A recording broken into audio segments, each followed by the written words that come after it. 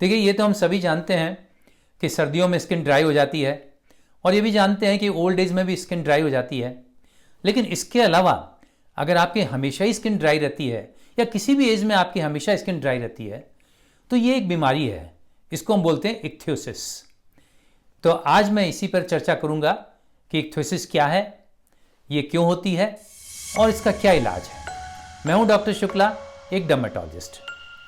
देखिए, इक्थियोसिस के अंदर क्या होता है, पूरी स्किन ड्राई हो जाती है आपकी, उसमें मोटी भी हो जाती है, थोड़ी सी कुछ पपड़ी आती है, यानी उसको कुछ स्केल्स निकलते हैं, उसका रंग भी कुछ डार्क हो सकता है।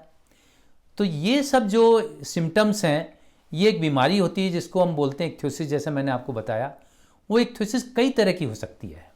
या तो ये जेनेटिक हो सकती है, मतलब इसका जो बड़ा एक कारण है वो है जेनेटिक, यानी हेरिडिटरी है।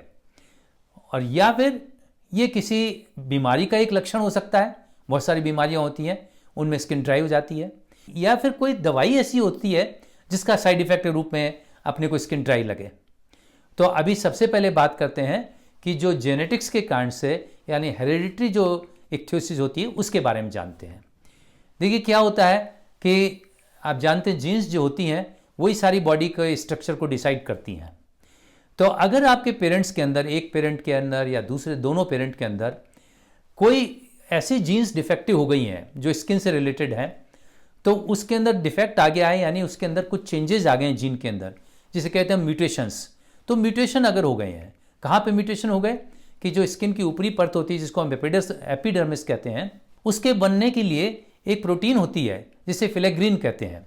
तो अगर जीन्स के चेंजेस होने के कारण से, म्यूटेशन के कारण से अगर फिलेग्रीन की कमी हो गई है, वो प्रोटीन नहीं बन पा रही है, तो उससे स्किन की जो एपिडर्मिस है, ऊपर वाली परत है, वो ठीक से डेवलप नहीं हो पाती।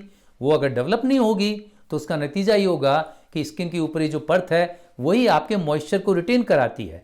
वो नहीं तो आपका मॉइस्चर उड़ जाएगा, जो ऑलरेडी नेचुरल मॉइस्चर स्किन का है वो आपका खत्म हो जाएगा, पर उसके जो परत बनी हुई है, वो परत उसको वहीं पे रिटेन कर लेती है। तो अगर ये आपकी स्किन डिफेक्टिव है, एपिडर्मिस डिफेक्टिव है, तो मॉइस्चर को रोक नहीं पाती, तो इससे आपकी स्किन ड्राई हो जाती है। तो बेसिक डिफेक्ट ही है। अब ये डिफेक्ट जो आता है वो आपके किसी भी पेरेंट में आ सकता है। अब अगर एक पेरेंट में डिफेक्ट है तो फिर ये आपको थोड़ी सी हल्की बीमारी होगी, लेकिन अगर दोनों पेरेंट में डिफेक्ट है तो आपको गहरी बीमारी या सीवियर बीमारी होगी। लेकिन ये जरूरी नहीं कि उन पेरेंट्स को भी ये बीमारी हो। ऐसा नहीं कि आपके माता पिता को होगा तभी आपको होगी। हाँ, उनके जीन्स में डिफेक्ट है तो आपको हो जाएगी। तो ये जो इक्थियोसिस होती है, जो जेनेटिक वाली होती है, ये भी कई तरह की होती है। करीब 20 तरह की ये इक्थियोसिस होती है। तो इसमें से जो कुछ खास है वो मैं आपको उसके बारे में थोड़ा सा मैं बताऊंगा। तो जो सबसे कॉमन टाइप की इक्थियोसिस होती है उसको हम बोलते हैं इक्थियोसिस वल्गैरिस। इसके अंदर क्या होता है कि जन्म के 1 साल के अंदर ही आपके स्किन के अंदर बहुत छोटे छोटे हल्के से ग्रे कलर के या ब्राउन कलर के या वाइट कलर के आपके स्केल्स निकलते रहते हैं। स्किन ड्राई हो जाती है और आपके उसमें खुजली भी आ सकती है। और ये पूरी बॉडी पे होती है, करीब करीब चेस्ट पे होती है, बैक पे होती है, बटक्स पे होती है, टांगों पे होती हैं। और ये जो आपके ड्राइनेस है, जो आपके स्केल्स हैं, ये हमेशा ज़िंदगी भर बने रहते हैं।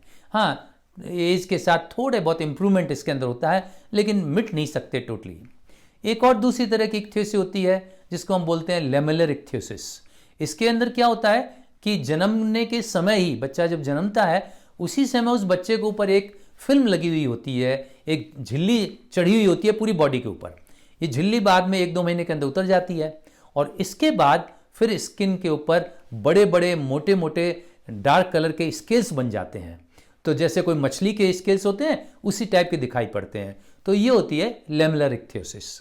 एक और इक्थियोसिस होती है जिसके अंदर बच्चा जब जन्मता है तो उसके ऊपर पूरी बॉडी पे लाल रंग के या डार्क कलर के बहुत मोटी एक झिल्ली चढ़ी हुई होती है, एक परत चढ़ी हुई होती है, और इसको बोलते हैं हार्लेकिन इक्थियोसिस। ये जो इक्थियोसिस होती है बहुत सीवियर टाइप की होती है। इतनी मोटी परत होती है कि पूरी बॉडी को जकड़ लेती है, और जिससे जॉइंट्स जो हैं काम नहीं कर सकते, जकड़न के कारण से हाथ पैर सीधे नहीं होते हैं, और इसमें हो सकता है बच्चा जीवित भी नहीं बचे आगे चल के प्रॉब्लम्स के कारण से।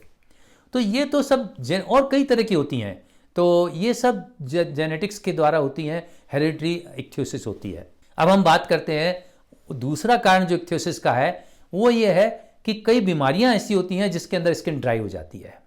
जैसे कि आपके थायराइड, आप सब जानते हैं थायराइड के अंदर स्किन आपको ड्राई मिलेगी, या फिर आपकी किडनी की कोई पुरानी बीमारी हो जिसको हम बोलते हैं CKD, chronic kidney disease, CKD के अंदर भी स्किन ड्राई हो जाती है। या कुछ कैंसर होते हैं जैसे हॉजकिंस लिम्फोमा है, उसके अंदर भी स्किन ड्राई हो जाती है। HIV है, उसके अंदर भी स्किन ड्राई हो जाती है। तो ऐसी कई बीमारियां हैं जिसके अंदर स्किन ड्राई हो जाती है। तीसरा ग्रुप है ड्राई स्किन होने का या इक्थोसिस का, वो कारण है कुछ दवाइयाँ ऐसी होती हैं जिनके साइड इफेक्ट के रूप में आपकी स्किन ड्राई हो सकती है। जैसे आपके लेप्रोसी की एक दवाई है जिसको बोलते हैं क्लोफाजमीन। तो क्लोफाजमीन कुछ लंबे टाइम तक लेते हैं तो उससे स्किन पहले ब्राउन कलर की होती है और फिर उसके डार्क हो जाती है और स्किन ड्राई हो जाती है। इसी तरह से कुछ HIV की दवाइयाँ हैं, उनसे भी ऐसा हो सकता है। इसी तरह से एक कैंसर की कुछ दवाइयाँ हैं, उससे भी हो सकता है। और एक विटामिन B की दवाई है निकोटिनिक एसिड, B कॉम्प्लेक्स के अंदर ही आती है वो, या नाइसिन। इसका जो एक साइड इफेक्ट हो सकता है कि स्किन ड्राई हो जाए। या एक जो एसिड को कम करने के लिए जो अल्सर में दी जाती है, गैस्ट्रिक अल्सर में, जो इसको बोलते हैं सिमेटिडिन, तो उस सिमेटिडिन की दवाई का भी साइड इफेक्ट होता है कि स्किन ड्राई हो जाती है। तो इन सब कारणों से आपकी स्किन ड्राई हो सकती है। तो एक तो जेनेटिक होता है, या कुछ बीमारियों के कारण से हो सकती है, या किसी दवाई की रिएक्शन के कारण से होती है। अब देखते हैं कि इसका इलाज क्या है। देखिए, एक तो जैसे मैंने आपको कहा कि अगर ये जेनेटिक है तो ये तो हमेशा ज़िंदगी भर के लिए आपके स्किन हमेशा ड्राई रहेगी, उसमें से स्किल्स निकलते रहेंगे। तो आपको इसके लिए करना क्या है, आपको ये ध्यान रखना है कि चूंकि आपके स्किन में मॉइस्चर रह नहीं पाता नेचुरल वे में, तो आपको ऊपर से मॉइस्चर देना है। जितने मॉइस्चराइजर आप लगाएंगे उतने ही आप ठीक रहेंगे, और खासकर सर्दियों में आपको बहुत ध्यान रखना पड़ेगा।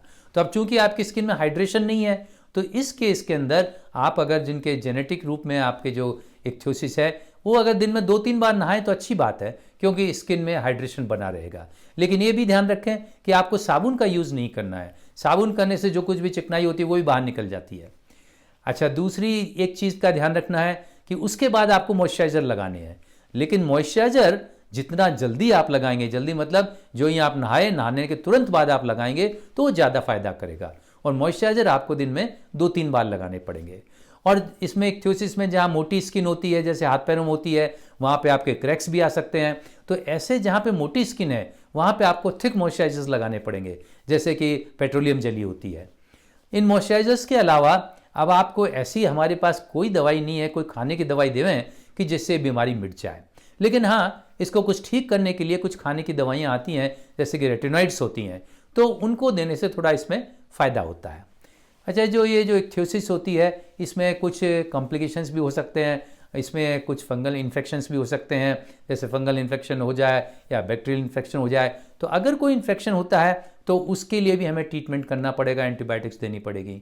इसमें एक्जिमा भी जल्दी हो जाता है तो उसका भी इलाज करना पड़ेगा। अगर खुजली है तो आपको खुजली के लिए भी ट्रीटमेंट देना पड़ेगा, इसके लिए एंटीहिस्टामिन सब देते हैं। तो अगर आप इक्थोसिस है तो ये तो मान लीजिए कि वो मिटेगी तो नहीं हमेशा के लिए अगर जेनेटिक है, लेकिन आप अगर उससे मॉइस्चराइजर्स बराबर लगाते रहेंगे, आप उसकी केयर करते रहेंगे, तो आप ठीक रहेंगे, आपको कोई तकलीफ नहीं होगी। तो आज की चर्चा बस यहीं समाप्त करते हैं। अगली बार फिर एक नए टॉपिक के साथ आपसे मिलेंगे। तब तक के लिए आपसे आज्ञा चाहता हूँ। धन्यवाद।